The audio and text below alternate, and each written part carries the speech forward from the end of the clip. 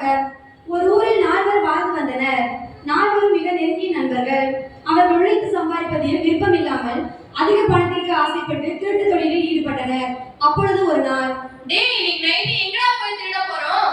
இன்னைக்கு நைட்டு மாதா கடையில போய் திருடலாம்டா. எதுக்குடா அங்க போய் திருடணும்? ஏன்னா அங்க அதிக மக்கள் வசதியா இருப்பாங்க. சரி வாடா போலாம். இரவில் திருடிய பொருட்களோடு ஒரு குடிசையை அடைந்தனர். அங்க பாரு ஒரு குடிசை தெரியுது, வாங்க போலாம். சரி வாடா போலாம். அதில் ஒரு பாட்டி இருந்தாள். அந்த குடிசையிலேயே ஒரு உணவு விடுதி வைத்து நடத்தி வந்தாள். அதில் கிடைக்கும் வருமானத்தை கொண்டு அவள் வாழ்க்கை நடத்தி வந்தாள். திருடர்களை பார்த்த பாட்டி,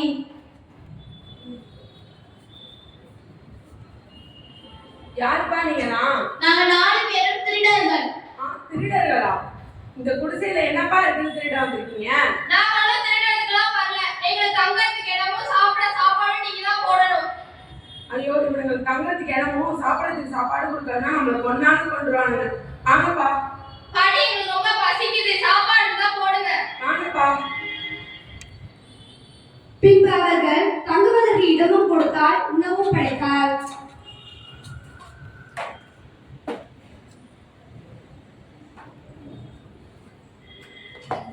அவர்கள் சிறிது நேரத்தில் சாப்பிட்டு முடித்தனர்.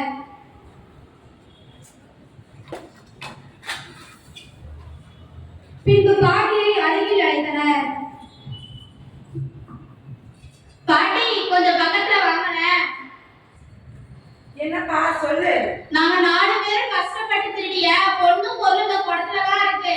நாங்க 4 பேர் எப்ப சேர்த்து வந்து கேட்கணுமோ அப்பதான் நீங்க இந்த குடத்தை கொடுக்கணும். அது வரையும் நீங்க பத்திரமா வச்சிருங்க. இந்தாங்க. சரிப்பா, நீங்க 4 பேரும் வந்து கேட்டா மட்டும் தான் இந்த குடத்தை கொடுப்பேன். பாட்டி அச்சத்துடன் குடத்தை வாங்கி பத்திரப்படுத்தினார். காட்சி 2. அப்போது கோடை காலம். ஒரு நாள் மதிய உணவு உண்ட பின், அங்க பாரு ஒரு மரம் தெரியுது, வாடா அங்க போய் உட்காரலாம். வெயிலின் கொடுமை அதிகமாக இருந்ததால் குளிக்க விரும்பினர். பாட்டிகிட்ட போய் கிணத்துல தண்ணி அடிக்கிறதுக்கு ஒரு குடம் வாங்கிட்டு வாடா. சரிடா. பாட்டி பாட்டி. என்னப்பா சொல்லு. குடம் பாட்டி. குடமா? பொண்ணும் பொருள் நினைச்சீங்களா, அந்த குடம் தான் பாட்டி. நீங்க 4 பேர் சேர்ந்து வந்ததானே அந்த குடத்தை கொடுக்கணும்னு சொல்லிருக்காங்க. என்னப்பா குடத்தை கொடுக்கலாமா? கொடுங்க கொடுங்க.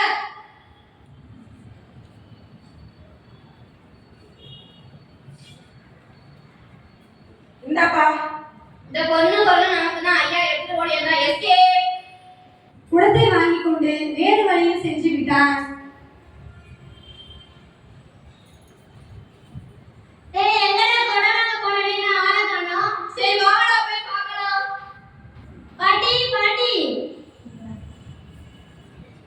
என்னப்பா சொல்லு.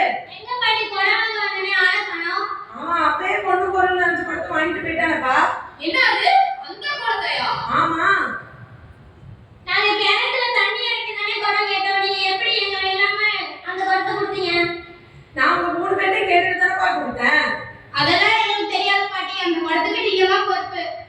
ஐயோ, அவ்வளவு பொண்ணு பொருளுக்கு நான் எங்கப்பா போவேன்? ஐயோ கடவுளே. காட்சி 3. இவ்வழக்கு ஊர் பஞ்சாயத்தாரிடம் சென்றது.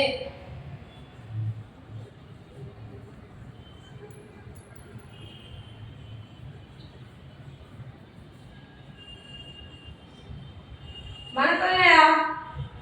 வணக்கம்மா. வணக்கம்யா. வணக்கம்ப்பா. என்னம்மா, என்ன பிரச்சனை? இவங்க யாரு?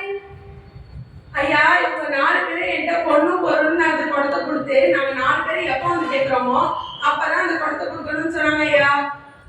சரி, அப்புறம்? ஐயா நாங்க கிணத்துல தண்ணி அடிக்கதான் ஐயா குடம் கேட்டோம். அவங்க என்னன்னா அந்த பொண்ணு பொருள் நடந்த குடத்தை எடுத்து கொடுத்துட்டாங்க ஐயா. இல்லைங்கய்யா, நான் அந்த 3 பேர்ட்ட கேட்டுதான் குடத்தை கொடுத்தேன். உங்கள் பாட்டி, நீ 4 பேர் இல்லாம அவங்க ஒருத்தர் மட்டும் குடத்தை கொடுத்தது உன் தப்பு.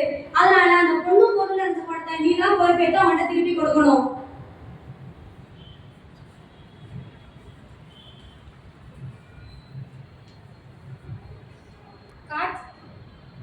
காட்சி 4. பாட்டி வழக்கை புகழ்பெற்ற மரியாதை ராமனிடத்தில் கொண்டு சென்றார்.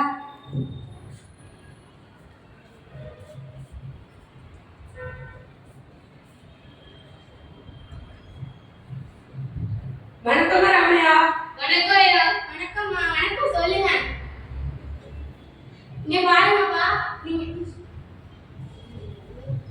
இந்த வழக்கை பத்தி உங்களுக்கே நல்லா தெரியுங்கய்யா. ஆமா தெரியும். இங்க பாருங்கப்பா, நீங்க ஆரம்பத்திலே பாட்டி கிட்ட குடத்தை கொடுக்கும்போது என்ன சொல்லி குடத்தை கொடுத்தீங்க? நாங்க 4 பேர் சேர்ந்து வந்து கேட்டா மட்டும்தான் அந்த குடத்தை கொடுக்கணும்னு சொல்லியிருந்தோம். ஆனா ஒருத்த வந்து கேட்டதோ அந்த குடத்தை எடுத்து கொடுத்துட்டாங்கயா. இல்லைங்கய்யா, நான் அந்த 3 பேர்ட்ட கேட்டுட்டாயா அந்த குடத்தை கொடுத்தேன். இருங்க இப்ப நீங்க என்ன சொன்னீங்க? 4 பேர் சேர்ந்து வந்து கேட்டாதானே அந்த குடத்தை கொடுக்க சொல்லிருக்கீங்க. ஆமாங்கய்யா. இப்ப எத்தனை பேர் இருக்கீங்க? 3 பேருங்கய்யா. இப்ப நீங்க போங்க, 4 பேர் சேர்ந்து எப்ப வரீங்களோ அப்ப அந்த குடத்தை பாட்டி தருவாங்க என்று மரியாதை ராமன் தீர்ப்பளித்தார். பாட்டியின் மகிழ்ச்சிக்கு எல்லையே இல்லை. ரொம்ப மகிழ்ச்சியா இருக்கீங்கய்யா. நீங்க சரியான தீர்ப்பு கொடுத்ததுக்கு ரொம்ப நன்றிங்கய்யா. நன்றிமா. நம்ம மத்தவங்க பொருளுக்கு ஆசைப்பட்டதுனால இவ்வளவு கஷ்டம். நம்ம உழைச்சு பொழைச்சிருந்தா இவ்வளவு கஷ்டம் வந்திருக்குமா? இனிமேலாவது உழைச்சு வாழும். ஆமானவர்களே, இந்நிகழ்ச்சியிலிருந்து நாம் தெரிந்து கொள்ள வேண்டியது என்னவென்றால், பேராசை பெருநஷ்டம், மற்றொரு பொருளுக்கு ஆசைப்படக்கூடாது, உழைத்து நேர்மையாக வாழ வேண்டும் என்பதை பற்றி நம் வாழ்வில் கடைபிடித்து நம் வாழ்வை வளமாக்குவோம். நன்றி. இப்பொழுது நாம் அனைவரும் கைகளை கூப்பி கண்களை மூடி இறைவார்த்தைக்கு செவி கொடுப்போம். ஜோசியருக்கு எழுதிய திருமுகத்திலிருந்து வாசகம். அதிகாரம் 3. இறைவாசனங்கள் 9 மற்றும் 10. ஒருவரோடு ஒருவர் பொய் பேசாதீர்கள், ஏனெனில் நீங்கள் பழைய மனித இயல்பையும் அதற்குரிய செயல்களையும் களைந்துவிட்டு புதிய மனித இயல்பை அனுசரிக்கிறீர்கள். அவ்வியல் தன்மை உண்டாகினவரின் சாயலுக்கு ஏற்ப புதுப்பிக்கப்படுகிறது. இவ்வாறு நீங்கள் கடவுளை முழுமையாய் அறிய முடியும். இது ஆண்டவர் வழங்கும் அருள்வாக்கு. ஜெபம்.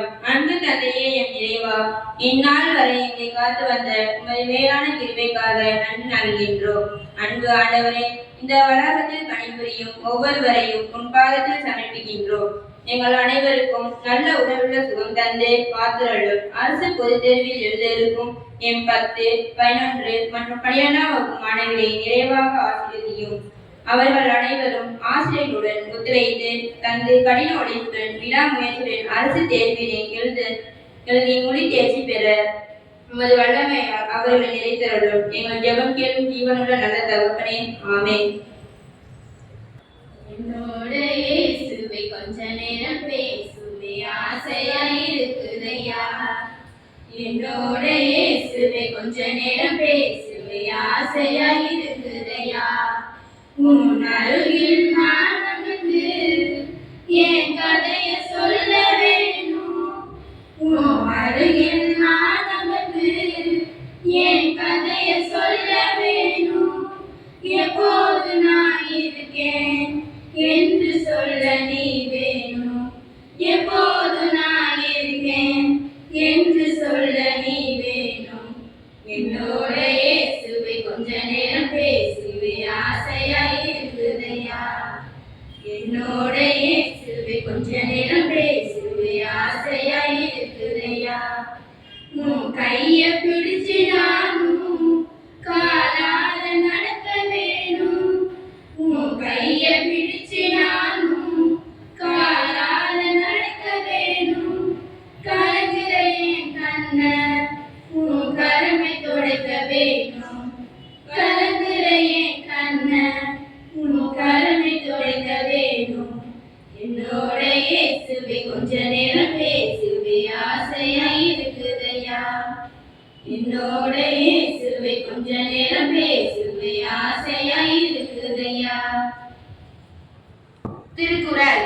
இன்பம் இடையறாது என்றும் அவாவென்றும் துன்பத்துள் துன்பம் கெடேல். திருக்குறளின் பொருள்: பேராசை என்னும் பெருந்துன்பம் தொலைந்து போனால் இன்பத்தை இடைவிடாமல் பெறலாம். மீண்டும் குறள். இன்பம் இடையறாது என்றும் அவா என்னும் துன்பத்துள் துன்பம் கெடேல். இன்றைய முக்கிய செய்திகள். மேட்டூர் அணை நிரம்பியது. காவிரி டெல்டா பாசனத்திற்காக கூடுதல் நீர் திறப்பு. ஒரே ஒலிம்பிக்கில் 2 பதக்கங்கள் மானுபாக்கர் புதிய சாதனை. தஞ்சை மற்றும் புதுக்கோட்டை செய்தினர். துணை பாடத்தில் 50% பேர் தோல்வி.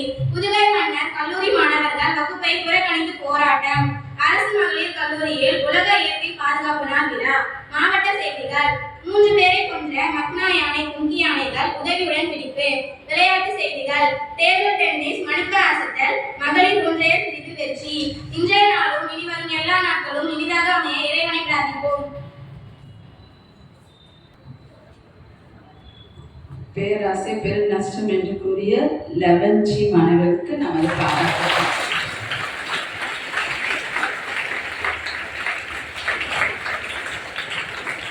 ஃபர்ஸ்ட் நம்ம வந்து என்ன பண்ணுவோம், ஆசைப்படுவோம். அந்த ஆசை என்னவா மாறும், பேராசையா மாறும். ஆனா படிப்புல